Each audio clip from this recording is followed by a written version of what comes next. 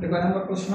8 নম্বর প্রশ্ন। কি বলছে? এই আয়তের ভিতরে দৈর্ঘ্য 10% বৃদ্ধি এবং প্রস্থ 10% হ্রাস পেলে আয়তের ভিতরে ক্ষেত্রফল শতকরা কতটুকু বৃদ্ধি পাবে অথবা কতটুকু হ্রাস পাবে।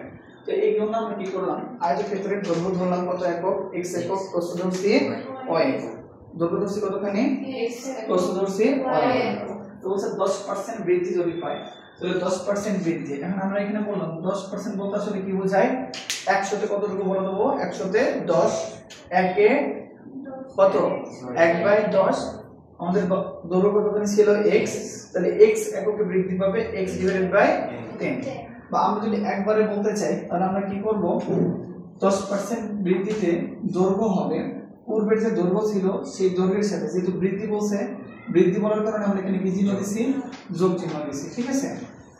কি হবে শতকরা হিসাবে যদি একবারে করতে চাই? দৈর্ঘ্য ইনটু যত শতকরা যতটুকু বৃদ্ধির কথা বলছে, দৈর্ঘ্য ইনটু শতকরা মান ডিভাইডেড বাই 100। দৈর্ঘ্য গুণন শতকরা মান ডিভাইডেড বাই 100। তাহলে কত হয় বলতো বাবা? x divided by 10। এটাকে যোগ করলে আমরা কত পাই? 11x divided by 10।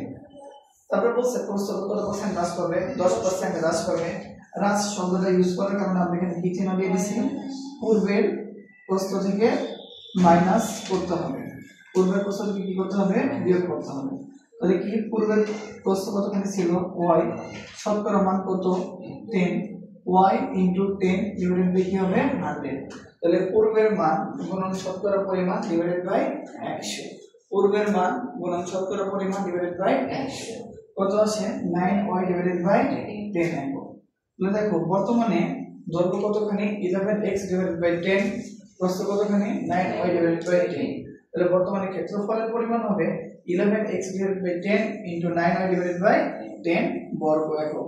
ক্যালকুলেশন করলে আসে 99, 99 xy ডিভাইডেড বাই 100 বর্গ একক। তাহলে আমরা এখানে খেয়াল করে দেখলাম 99টা কি? 99টা ছোট, 100 কি বড়।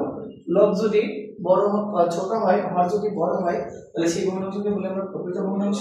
প্রকৃত ভগ্নাংশের মান সবসময়ের জন্য একের চেয়ে ছোট, অর্থাৎ এই মানটা কি হবে? এই মানটা x এর মানের চেয়ে ছোট হবে।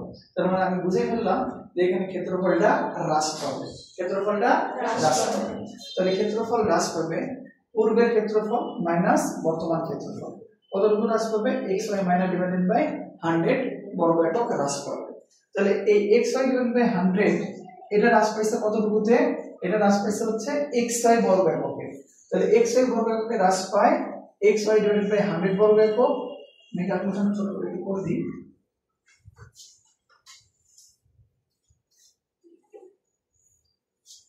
আমার পূর্বের ক্ষেত্রফল ছিল xy, তাহলে xy এর হ্রাস পাবে কতখানি? xy ডিভাইডেড বাই 100 বর্গ একক। তাহলে 1 বর্গ এককে হ্রাস পাবে xy ডিভাইডেড বাই 100। এই xy কোথায় চলে যাবে? নিচে চলে যাবে ইনটু xy। যেহেতু শতকরা বলছে সেহেতু কি হবে? 100 এর হ্রাস পাবে